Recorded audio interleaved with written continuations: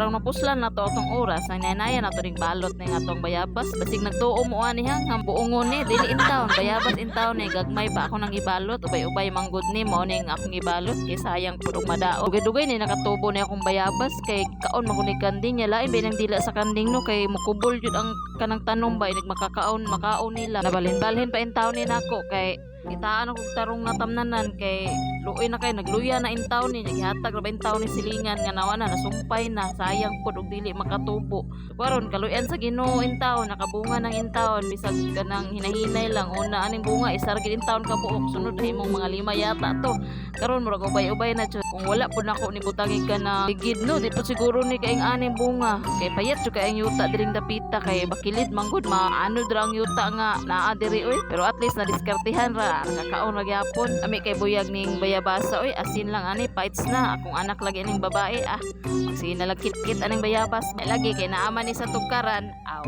dali ra jud kayo makuha matinta gyud ang moagi oy pero tuloy-tuloy na giniyang bunga kay daghan-daghan naman unya August ning season na pud sa prutas unya ang karang kilid na pud rambutan di ay nga namulak-bulak na pud taron ta makakaon na kay murag 5 years na pud ning rambutan ba dugay-dugay na pud ni diri gipalitan na lang pud namo ning abono kay aron motubo na jud